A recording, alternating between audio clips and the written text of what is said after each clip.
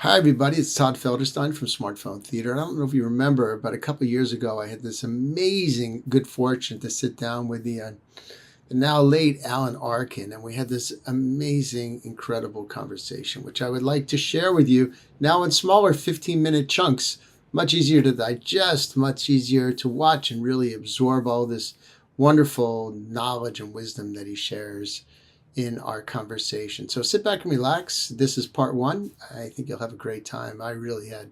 See you next week. I have questions regarding a lot of out of my mind, but I want to get into life before we get into that because Okay. it's quite fascinating. It's fascinating, and we have the whole overlap of the Eastern and Western, and I find the whole story with Erigo amazing. It And it was an otherworldly experience. It was beyond belief. The whole part of my life, it was like a chunk that nothing like that had ever happened before or afterwards. The past 25 years has been barren of any. It's like that old Zen thing, before. Not, I don't mean to imply I'm enlightened. I'm not, but before. But it's true anyway. Before enlightenment, you water and you chop wood. After enlightenment, you water and you chop wood. Well, I'm not chewing water and chopping wood without the enlightenment part. I skipped the middle. Get that aspect of it. they're making or they made a film, a Brazilian film. Yeah, I they don't. they it was a producer that I've been connected with for a while. I tried to get it produced. I had major stars connected with it uh, at one point. I couldn't raise $5 million to make the film. It was like a invisible wall. So I had the money 5 times, and then 5 times I had to say no because I found out the sources of the money and then this and that. Oh, And I knew it had to be absolutely clean. I wasn't getting that kind of guarantee anywhere. there was something that I've discovered that you said that you got the acting bug at 5 years old. Yeah. So I'm so curious about what that is at five, and how you because we all do dress up. We all play other parts when we're kids. Yeah, I'll tell you about kids have no problem in doing any of that. But my feeling is, I think I talked about it in one of the books, that in doing improvisational workshops, I would find that with kids up to around the age of 10, they'll do anything you ask immediately, and without any embarrassment, without any fear. And it's when they're looking for an identity. I think that play, doing role play until around the age of 10 is crucial for them finding out who they are in the in the social structure that they live in. And once that happens, they start getting embarrassed about role playing, so that the preteen kids, just for both preteen, they've lost that ability, and it's because they don't need it anymore. So embarrassment starts setting in. They don't want to. They feel like they're starting to have their own identity, and they don't need the play acting so much anymore.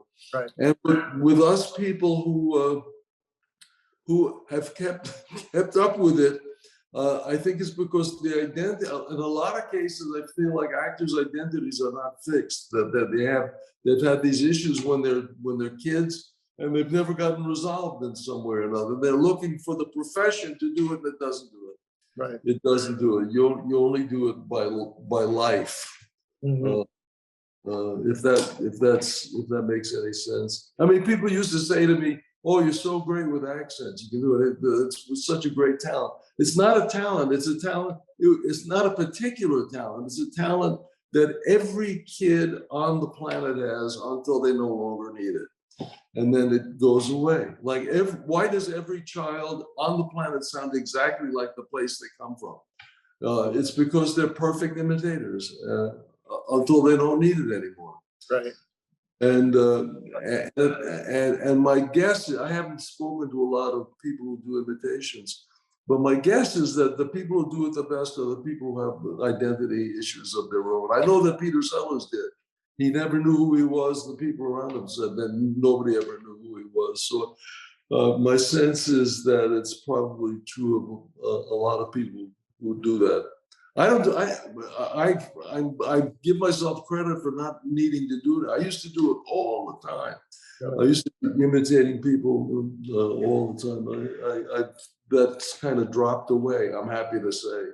Was there a point in your life or career when that you suddenly went, oh, I'm not doing that anymore? No, like with most of the development I've had in my life has come very gradually. I haven't noticed the growth until years later. I'll say, "Oh, I'm not like I used to." I used to smoke a lot of pot when I was in my teens, late teens and 20s, and then in my early 30s, until I was in my early 30s. And then I've discovered meditation as a result of a lot of things. And I'd been meditating for 6 months, and somebody asked me if I had a joint. And I said, no, I don't. And I realized that I hadn't had one for 6 months and I had stopped without even realizing that I had stopped. But meditation, a lot of things happen in that way. A lot of things don't, but a lot of things do. A lot of things you have to work on very hard and consciously, but a lot of things just start falling away when you don't need them anymore. Was it medicinal? Were you, when you were smoking a lot of pot up until your 30s, was it unconsciously medicinal? Like, I need to take the edge off? Or was it like, I was looking for what? Trying to take the edge off? Or were you Yeah, well, it was two things. It was trying to find ways of calming down, right, and not living on the edge of hysteria like I think that a lot of actors do. right. I can't find my drink. I had a drink 5 minutes ago. Where the hell is my drink? Calm down. It's okay. Everything is a life emergency. Right. And it's everybody starts taking on the coloration of their profession, and actors, if you particularly have a larger role in the piece, you're living in imaginary people's emergencies all the time. So I think a lot of actors start living in their own emergencies all the time to help that edge that they think they need all the time. They may need it in order to be interesting, but I don't know how healing it is for anybody. It seems like the arts ultimately should be at their best should be some kind of healing. Like I remember going to a Van Gogh exhibit. I didn't want to go because I knew it was going to be crowded, but somebody gave us, my wife and I, tickets to a Van Gogh exhibit about 15 years ago. And I finally went. And I felt healed. I'd always loved his paintings, but to be in the originals was like a healing. I felt like I was. Right. I walked out of the museum feeling like something had been lifted. Some. I don't know how he did it. I'm certainly wasn't conscious on his part. But he managed to tap into something that was pure and beautiful and healing. It feels, I feel like my work has lost a lot of its edge. I used to have a much sharper edge when I was living in a state of terror. Yeah. It's much more interesting to watch, but I feel like it's the potential for being more valuable now that that's gone. Maybe not as vivid, but maybe more valuable to a couple of people here and there. What does that mean? Being more valuable. Being what? When you say being more valuable, what does that really mean? It means serving something, that your energy is somehow being used to serve something, anything. Like I used to hate going to the theater because and I find one of the reasons I found out for a long, finally, after watching my reactions for a long time and finding out what the hell is going on in me that I'm disliking this procedure so much. And I finally realized that it's because most of the actors I was watching was asking me, they were asking me in the first half hour of the event to validate them. I don't go to the theater to validate the actors. I go there to be educated, to entertained / educated about the human condition in some way or another. And the idea of having to validate somebody that was there for, and I realized this from watching a couple of actors who gave me a sense of welcome when I walked into the theater, gave me a sense that I was in their home and I was being welcomed. And it was that sense that gave me the sense of what the other actors were not doing. And I resented it, and I still do. I feel like that's not why I go to, I don't want to be responsible for your validation. Well, you were in theater back in the 50s and 60s, both as an actor and a director. So when you approached pieces, did you consciously say to yourself, this is not what I want to do? This is, This is not what, did I, about what? Did I say this? About so when you were either performing in the theater, performing on stage, or directing theater, yeah, was there a way that you address the material, address your cast in order to, because you had a lot of success. So was there a way? I had a lot of success directing off Broadway. I directed about 6 or 8 plays off Broadway. Every one of them was successful, and every one of them was a wonderful experience. But I tried desperately to create a sense of family. I tried desperately to make the actors responsible for not only their part, but for what was, well, it came out of my experience in Second City, whereas everybody was, we were an extremely cohesive group, and it grew out of that. The glorious couple of years I had with Second City, and it grew out of that, wanting to create a family, wanting to create a sense of joy, wanting to create a situation where the actors could laugh while and be. Somebody would try something. I say, yeah, but that's a very good thing, but it's affecting somebody else's, what's going on over here, and help them see that directing is not a mysterious. An actor, most of the actors I knew would read their part, not paying attention to the play. They look at their part, but if the actors read the damn play and find out what function, not just from a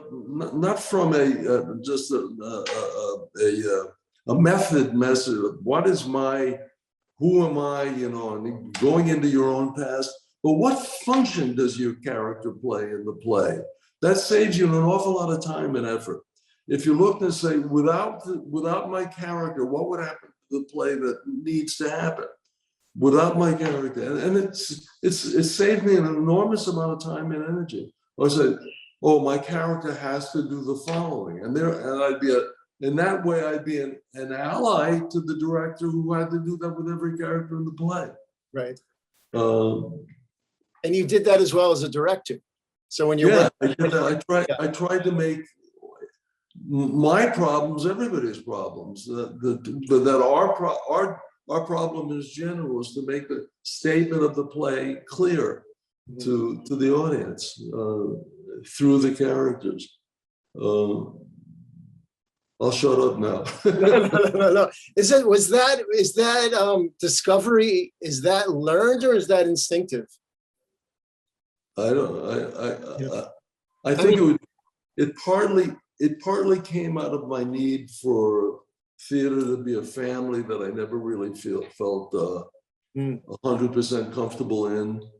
I felt like it came out of that. It came out of the glorious sense of cohesion we had as a group with Second City. and probably to a certain extent instincts too. So it's an amalgamation of a lot of different things, I think. I studied with a guy named Benjamin Zemak in Los Angeles when I was growing up, who had himself studied with Stanislavski. And I used to be terrified of going on stage.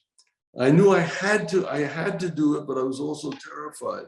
And working with the method as a la Zemak's instruction took away the fear from me, and it gave me a focus on stage. I wrote about that in an improvised life. I talked about my experiences with him and how it was a revelatory and gave me the first sense of freedom and being in the zone that I'd ever had.